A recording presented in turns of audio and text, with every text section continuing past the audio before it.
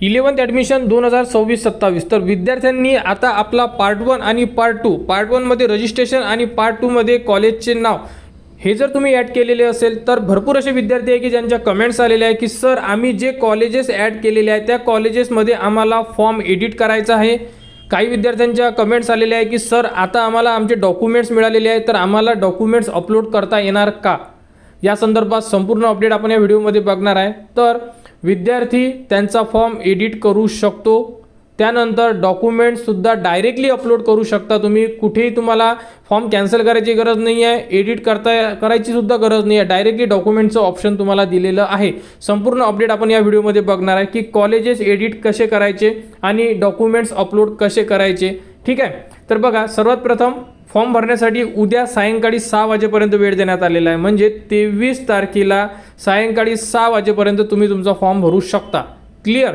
तर एक दिवस बाकी आहे तुमच्याकडे आय डी आणि पासवर्ड आहे. तर सर्वात प्रथम आपल्याला लॉग इनला क्लिक करून आय डी आणि पासवर्ड टाका, कॅप्चा टाका आणि साइन इन करा. म्हणजे आपण आपल्या प्रोफाईलमध्ये इन्सर्ट होणार. ठीक आहे, अशा प्रकारे आपल्याला सर्वात प्रथम लॉग इन करून घ्यायचं आहे. आणि ज्याही विद्यार्थ्यांचे फॉर्म भरायचे बाकी असेल, जसं की पार्ट 1 आहे ज्यामध्ये रजिस्ट्रेशन करायचं आहे, पार्ट 2 ज्यामध्ये कॉलेजेस टाकायचे आहेत, तर या व्हिडिओच्या डिस्क्रिप्शनमध्ये व आपल्या कमेंट बॉक्समध्ये दोन्ही फॉर्मचे व्हिडिओ दिलेले आहे त्यामधून, तर तो व्हिडिओ बघा आणि आपला फॉर्म लवकरात लवकर भरा.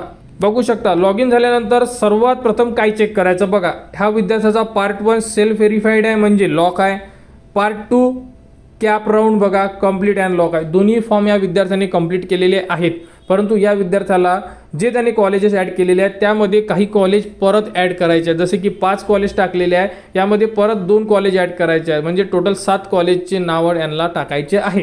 ठीक आहे, तर हा विद्यार्थी आता कसा टाकेल बघा. तर या विद्यार्थ्याला कॅप ऑप्शन पार्ट 2 हे जे ऑप्शन दिलेलं आहे यामधून तो संपूर्ण माहिती त्याची अपडेट करू शकते. तर सर्वात प्रथम या विद्यार्थ्याला करायचं काय आहे, तर याने जो फॉर्म भरलेला आहे हा फॉर्म याला अनलॉक करायचा आहे. कारण की ऑलरेडी हा फॉर्म लॉक आहे आणि लॉक असेल तरच तुमचा नंबर लागेल. ज्यांचे फॉर्म अनलॉक करून ठेवले असेल ते नंबर लागणार नाही. अर्धवट भरलेले फॉर्म त्यांचे नंबर लागणार नाही आहे. फॉर्म तुम्हाला असंच दिसलं पाहिजे. तुमचा फॉर्म भरून कंप्लीट झाला की चेक करा self verified complete and lock हे असेल तरच तुम्ही राऊंड 1 साठी इलिजिबल असणार आहात. क्लिअर. तर आता आम्ही एडिटर करणार आहे म्हणजे अनलॉक करणार, कॉलेजेस ॲड करणार आणि परत आमचा फॉर्म लॉक करणार. लॉक केल्यानंतर परत डॅशबोर्डला येऊन चेक करणार की सेल्फ व्हेरीफाईड आणि कंप्लीट अँड लॉक आहे का. असेल म्हणजे आम्ही भरलेला फॉर्म हा ओके आहे. क्लिअर. ठीक आहे, तर आता तुम्हाला कॅप ऑप्शन फॉर्म पार्ट 2ला क्लिक करायचं आहे.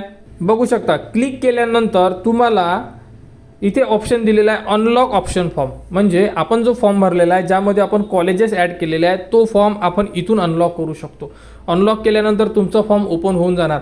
ओपन झाल्यानंतर तुम्ही यामधले तिन्ही जे ऑप्शन होते जसे की ज्यामध्ये आपण स्ट्रीम चूज केली होती, त्यानंतर कॉलेजेस सिलेक्ट केलेले होते आणि त्यानंतर आपला फॉर्म आपण लॉक केला होता, तिन्ही ऑप्शन तुम्हाला एडिटसाठी उपलब्ध होऊन जाणार.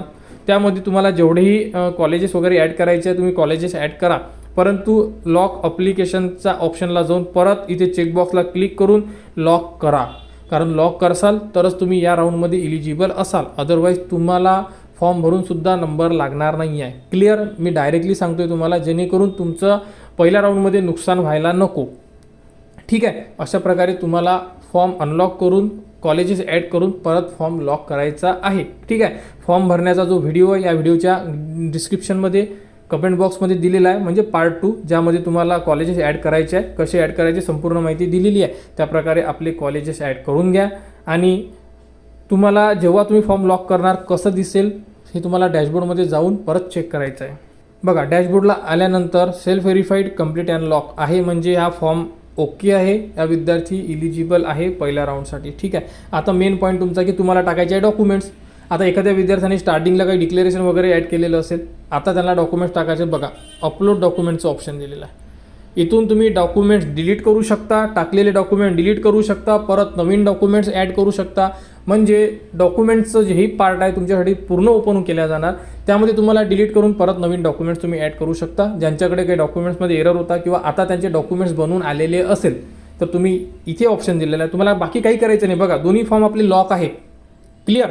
हा सुद्धा लॉक आहे, हा सुद्धा लॉक आहे. लॉक केल्यानंतरही आपण डायरेक्टली डॉक्युमेंटचं ऑप्शन आहे तुम्हाला कुठे बघा, कोट्या अंतर्गत जे ऑप्शन आहेत त्याखालीच तुम्हाला पहिलंच ऑप्शन आहे अपलोड डॉक्युमेंट्सचं. त्यामध्ये क्लिक करून तुम्ही तुमचे डॉक्युमेंट्स अपलोड करून घ्या. या प्रकारे तुम्ही एडिट करू शकता तुमचे जेही कॉलेजेस आहेत ते डॉक्युमेंटसुद्धा अपलोड करू शकता. तर करा आणि लवकरात लवकर आपले फॉर्म लॉक करून ठेवा, जेणेकरून तुमचा जेव्हा नंबर लागेल, आता जेव्हा लिस्ट लागेल त्यामध्ये तुमचा नंबर लागायला पाहिजे. 11मध्ये कोणाला कुठेही अडचण असेल कमेंट्स करा. साईडमध्ये एरर आहे परंतु प्रयत्न करत राहा, आपला फॉर्म कंप्लीट करा आणि 11th ॲडमिशनच्या अपडेटसाठी आपल्या चॅनलच्या कनेक्टमध्ये राहा. चॅनलला सबस्क्राईब करा व हा व्हिडिओ इतरांपर्यंत शेअर करा.